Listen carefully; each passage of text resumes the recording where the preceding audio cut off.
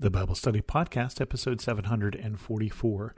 Today, the Bible Study Podcast continues the study of the theology of COVID with part 2.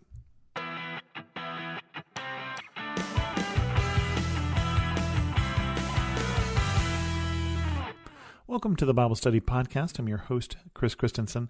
Last week, we started this shorter study on the theology of COVID, and I got into more details last week in terms of why I wanted to do this study. So if you haven't listened to that one, go back and listen to that one first. I also talked a fair amount about the science and science versus religion, or science versus theology or faith, and why we sometimes pit those things one against the other when they should not necessarily be pitted one against the other. Because all of the things that underlie science, all the truth that science can find, was created by God. And so sometimes when we're arguing against science, we're arguing against the truth that God created, and therefore actually arguing against God. So something we need to be careful about.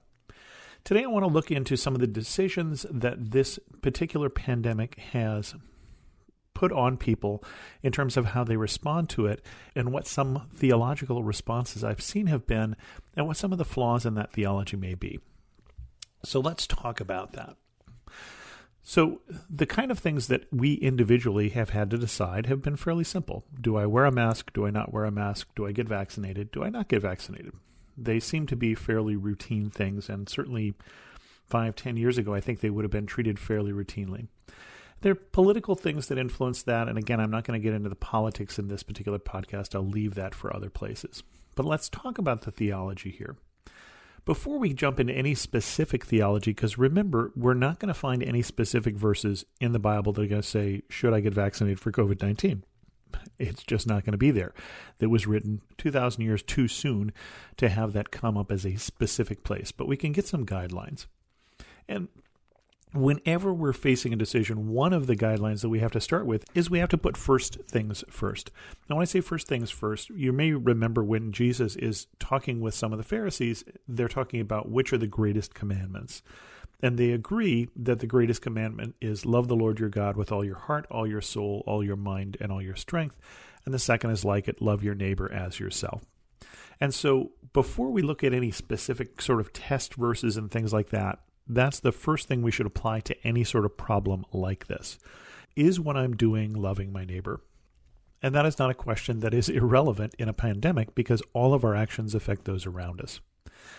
And so we may or may not think that there is validity in the vaccine. We may or may not think there's validity in wearing masks. But for me, the first principles would be that whatever is going to be in the best interest of those around me is the first thing I need to think about, and before I think about myself and what I want. And so I find masks inconvenient to wear, as we all do, is not a good excuse for not wearing them.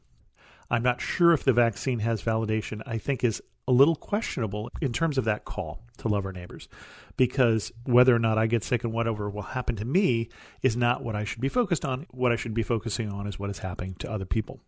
But I think there was a couple things specifically with Christians that came up that were other issues that I think we ought to address. And one of them was, and I understand where this comes from, is God will keep me safe from this pandemic.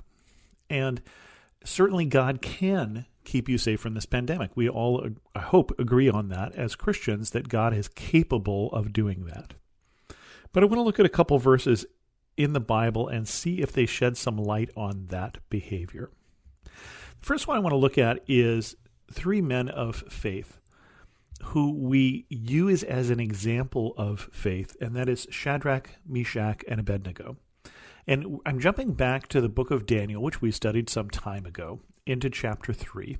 And Shadrach, Meshach, and Abednego have disobeyed the king. They have been disobedient to the government, somewhat relevant in this context. And they were disobedient because the government was doing something that they felt was in opposition to their faith. Okay? Government said, King Nebuchadnezzar said, you have to fall down and worship this statue of me when you hear this music. And so they're going to be thrown into the fiery furnace. And they believe that God can save them. And the conversation with King Nebuchadnezzar goes like this. King Nebuchadnezzar, we do not need to defend ourselves before you in this matter. If we are thrown into the blazing furnace, the God we serve is able to deliver us from it, and he will deliver us from your majesty's hand.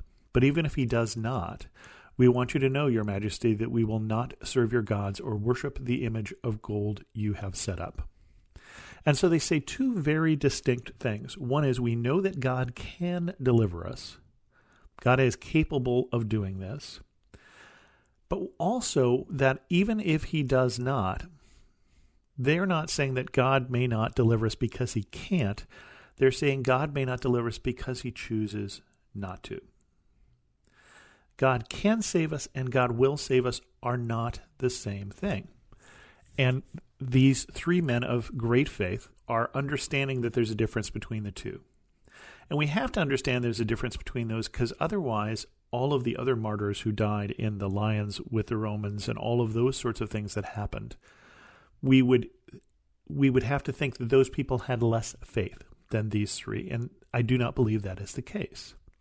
God could have saved them, but chose not to. That can and will are different. So that's one thing we need to look at. And there's another set of verses that I think are specifically applicable in this case. And that comes from Matthew chapter 4, verses 5 through 7. And this is part of Jesus' temptation in the wilderness. You may remember that Jesus, after his baptism, goes into the wilderness and he's tempted by the devil. And the devil uses Scripture to try and tempt Jesus. Then the devil took him to the holy city and had him stand on the highest point in the temple. If you are the Son of God, he said, throw yourself down, for it is written, he will command his angels concerning you, and they will lift you up in their hands, so that you will not strike your foot against a stone. Jesus answered him and said, it is also written, do not put the Lord your God to the test. And so Jesus is not saying in this case that I'm not going to jump because I think that God can't save me. He's saying it is inappropriate for me to put myself in a situation where God has to save me intentionally. And that, I think, is relevant to this. Think of this way. If you felt like eating only fatty food and sitting in your recliner and not getting any exercise, you may have a heart attack.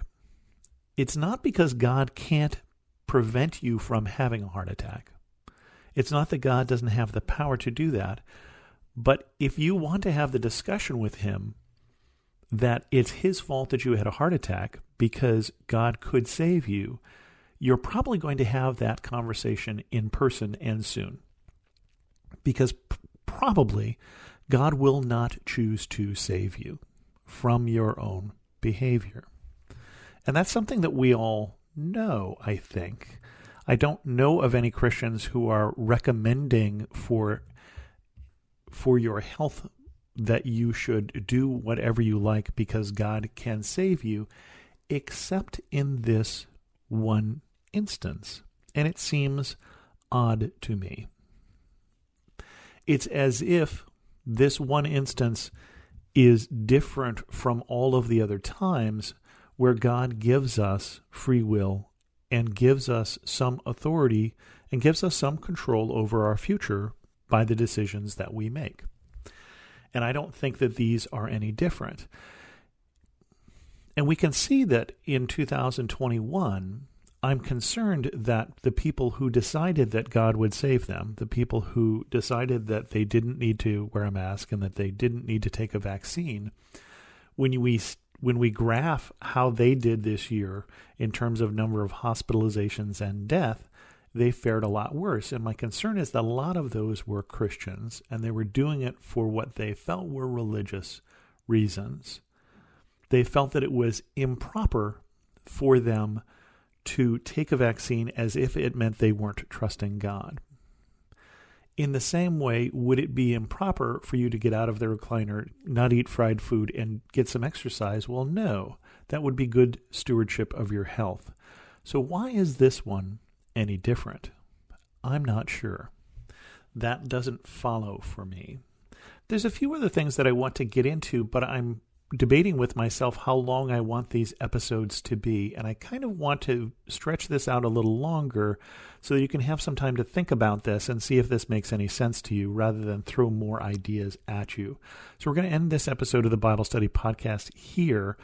So we're going to stop this episode here and then pick up again next week and look at some other Bible verses that again may relate to these decisions we have to make. If you have any questions, send an email to host@thebiblestudypodcast.com, and thanks so much for listening.